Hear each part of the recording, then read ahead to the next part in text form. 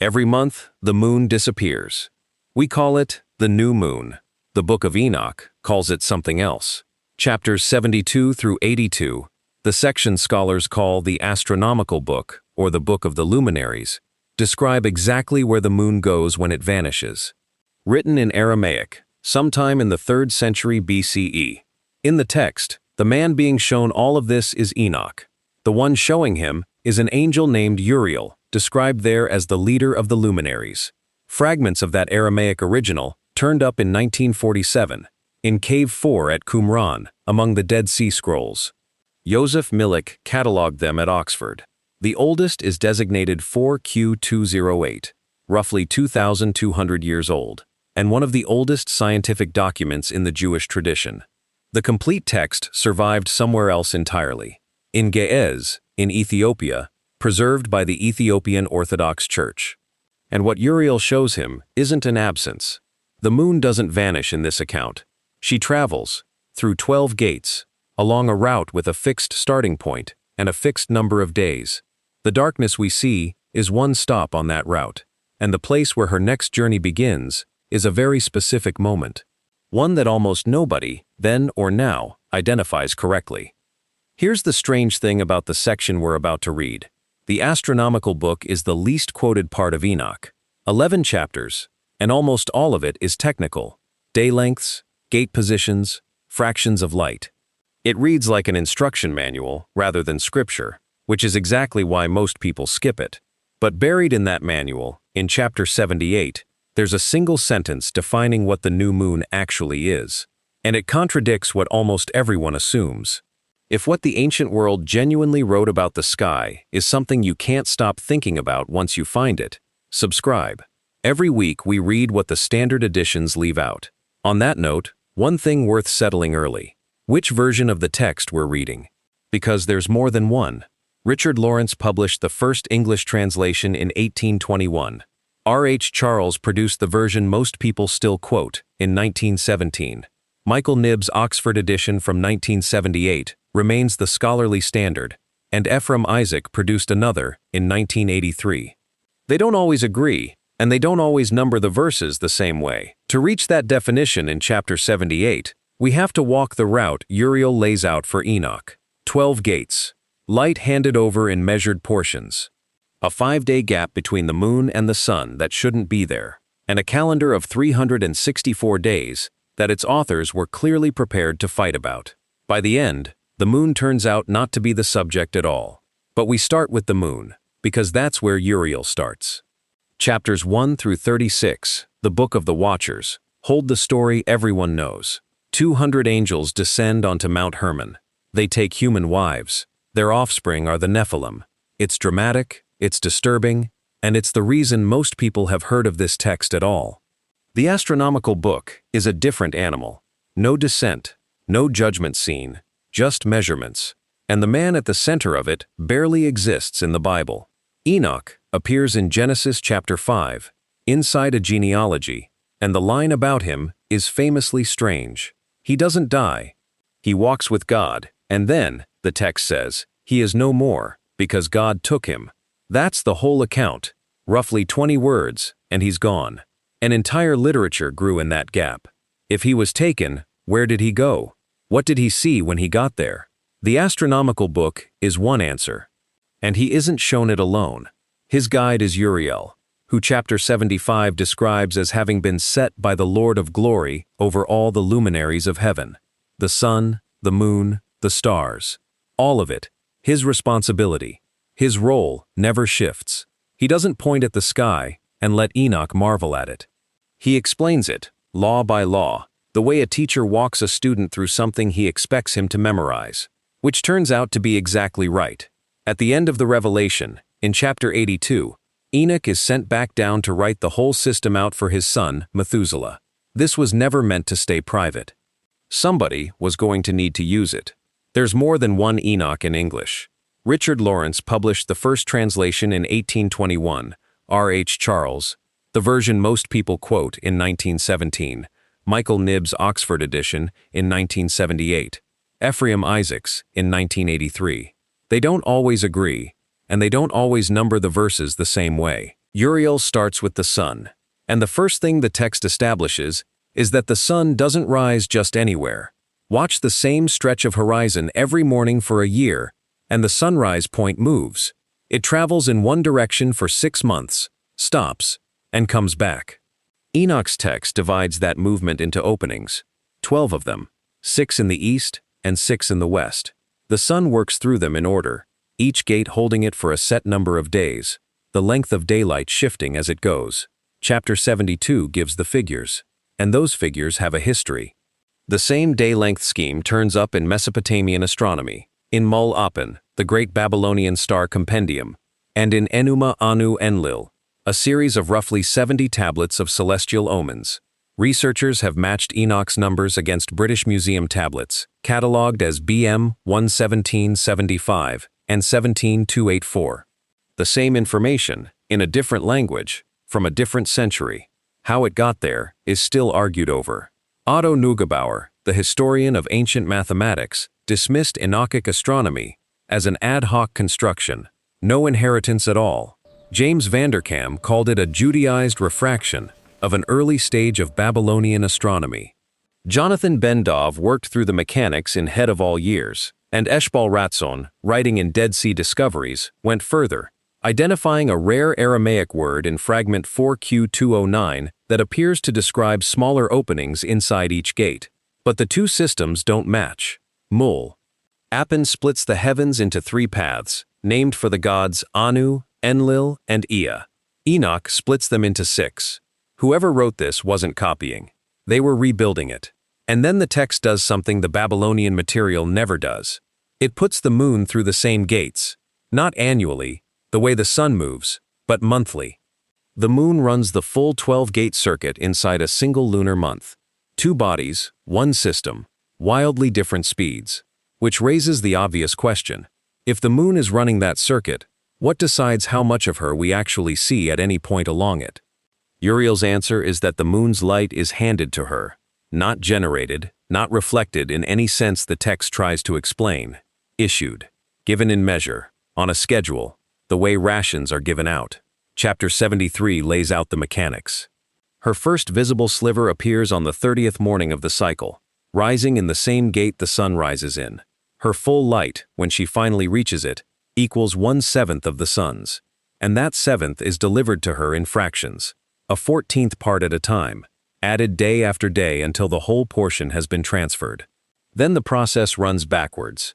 Chapter 78 gives the day her light is complete. Verse 6 lands on the 14th day. The verse immediately after it works from the 15th. Charles handles that one way in his 1917 edition, Nib another in his 1978 Oxford text, and Lawrence's 1821 translation numbers the verses differently again. Nobody has ever fully reconciled it, which is what real documents look like after 2,000 years of copying, slightly out of true, and honest about it. The Aramaic fragments back the broader picture up.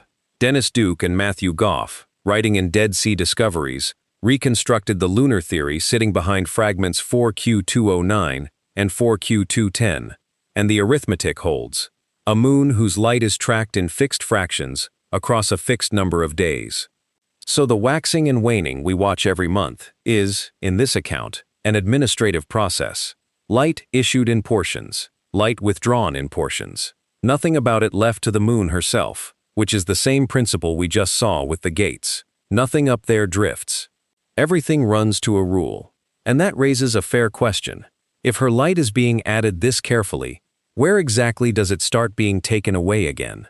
According to chapter 79, the waning begins at a specific address, the 6th gate.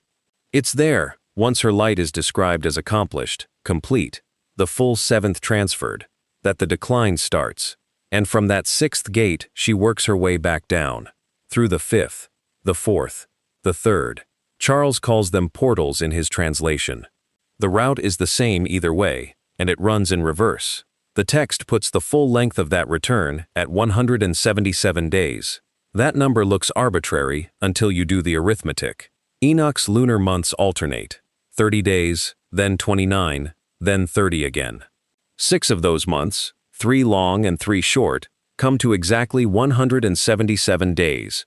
12 of them come to 354, a full lunar year. So the moon's journey back through the gates is precisely half of her year. The gates aren't scenery in this system. They're the face of a clock, and she's the hand moving across it. Jonathan Ben-Dov and Eshbal Ratson have both worked on how tightly this scheme holds together. And the answer is, tightly. The numbers in the Ethiopic text and the numbers reconstructed from the Aramaic fragments describe the same machine, which makes the next line in the text genuinely strange. Everything we've covered points one direction: gates assigned, light rationed to the 14th part, a return journey timed to the day, half a year long, every figure locking into the next. You would assume, from all of that the moon in this system keeps perfect time. According to the text, she doesn't. Chapter 79 states it without drama. The moon falls behind the sun and behind the order of the stars by exactly 5 days in one period. 5 days. And we already have every number we need to see where they come from. Enoch's solar year runs 364 days. Half of that is 182. The moon's return through the gates takes 177. 12 of her months come to 354. The lunar year. 182 minus 177. The gap isn't a flaw someone introduced. It's what the system produces when you run it. 364 against 354, 10 days short every year. Over 3 years, a month. And this is where the documentary stops being about the moon. Because a 10-day annual shortfall is a calendar breaking apart in slow motion. Tie your year to the moon, and your festivals drift backwards through the seasons. A spring feast lands in winter inside a lifetime. Tie it to the sun, and the moon stops marking your months. Neither works alone, and Enoch's own figures prove it. This was a live dispute in Second Temple Judea, not an abstraction. The Book of Jubilees argues for the same 364-day year. So does the Temple Scroll. So, in fragments like 4Q394, does the document scholars call MMT, a text that appears to list calendar practice among the reasons one community separated from another. Jonathan Ben-Dov's Head of All Years, published by Brill, maps how far that argument ran. James Vanderkam has written on it for decades. These communities were not quibbling over almanacs, because getting it wrong meant gathering on the wrong day, for the wrong feast, in the wrong month, and believing the whole time that you were right. Something has to close that 5-day gap. Chapter 82 gives the answer. A fixed year of 364 days, divided into 4 seasons of 91 days each, every season with its own named leader set over it. And once again the arithmetic is the argument. 91 days is 13 weeks exactly. 364 is 52 weeks exactly. Which means every date in Enoch's year falls on the same weekday, permanently, and every Sabbath falls where it always fell. A feast on a Wednesday is always on a Wednesday. Nothing drifts, nothing needs announcing, nothing has to be observed and ruled on by anybody. Notice what this actually does to the 5-day gap. It doesn't reconcile the moon with the sun, it removes her from the job. She keeps running her 177-day circuit, still 10 days short across a year, and the calendar stops depending on her. And there's a target in this, the standard schematic year across Mesopotamia, embedded in MUL.APIN, and in the Omen series, Enūma Anu Enlil, was 360 days, 12 months of 30. Enoch's year is that number plus 4, 1 extra day at the close of each season. Eshbal Ratson, writing in Dead Sea Discoveries, reads those 4 added days as the whole point, a deliberate correction aimed straight at the Babylonian count. Jonathan Ben-Dov reaches the same broad conclusion from the Qumran calendar texts. So this is not a neutral proposal. It's an argument, with an opponent, over who has the year right. And it has a flaw its authors could not have missed for long. The true solar year runs a little over 365 days. A 364-day calendar loses roughly a day and a quarter annually against the real seasons. Within a working lifetime, it's off by more than a month. Otto Neugebauer treated exactly this kind of gap as evidence the scheme was never meant as working astronomy at all. They fixed the moon problem by removing the moon. The sun problem stayed. Which brings us back to where we started, with the whole system on the table. Gates, portions, the circuit, the gap, the calendar built to survive it, we can finally answer the question this documentary opened with. What is the new moon, in this text, and where does her journey actually begin? Start with the darkness, because Enoch gives it a description of its own. Chapter 78 says her circumference is empty, void of light, not dim, not thin, emptied. That's the state we opened this documentary with, the blank night. And by this text's own definition, it doesn't qualify as the new moon at all. Chapter 78, verse 12. In R.H. Charles's 1917 wording, the one most people quote, "On the first day she is called the new moon, for on that day the light rises upon her." And this is a line where the translations agree. Michael Knibb's Oxford edition phrases it differently. Ephraim Isaacs differs again. Richard Lawrence numbered the verse differently altogether back in 1821. All four land in the same place. Whatever the Ge'ez is doing here, it is not ambiguous. The name attaches to the daylight comes back. Not the day she goes dark, not the days she stays dark. The moment the first measured portion is handed over and the count starts again. So the thing almost everyone points at and calls a new moon is the wrong night. It's the night before. The void, not the return, and the return has an address. Chapter 73 already told us where. Her first sliver appears on the 30th morning, rising in the same gate the sun rises in, and the lunar tables reconstructed from fragments 4Q209 and 4Q210 track that same reappearance. After 177 days working back down through the portals, she arrives at the sun's own doorway. That is where the next journey starts. Not in the dark, in the exact moment the dark ends, in the one gate she shares with the sun. That precision, insisting on the exact day, not the general phase, was never really about accuracy. Chapter 80 tells you what it was about. Enoch is warned about an age when people sin, and the warning takes a shape nobody expects. No fire, no flood, no armies. The sky stops working. Verses 2 through 8. The rain is held back. The harvest comes late. The moon alters her order and fails to appear at her time. The chiefs of the stars transgress their orbits and go missing from the seasons assigned to them, and the people below, watching the order come apart, misread what they're seeing entirely, and take the stars for gods. Everything Uriel spent 11 chapters teaching Enoch, running backwards. Which tells you what all the counting was for. In this worldview, the order overhead and the order underneath were the same order. The gates holding, the portions arriving on schedule, the moon reaching the sun's doorway on the 30th morning. That was the evidence creation was still behaving. So the arithmetic was never bookkeeping. It was proof. And a 5-day gap in the wrong place meant something considerably worse than a bad almanac. This text came very close to disappearing. The letter of Jude quotes Enoch directly, which kept his name alive in the New Testament, but the book itself dropped out of Western Bibles almost entirely. It survived in Ge'ez, at Axum, because the Ethiopian Orthodox Church kept reading it, and Europe only got it back when James Bruce carried manuscripts out of Ethiopia in 1773. The Aramaic underneath it stayed buried at Qumran until 1947. And tonight, somewhere in her circuit, the moon is doing exactly what Joseph Millick's fragments describe. Losing her light by measure, working back down through the portals, heading for the gate where the sun rises.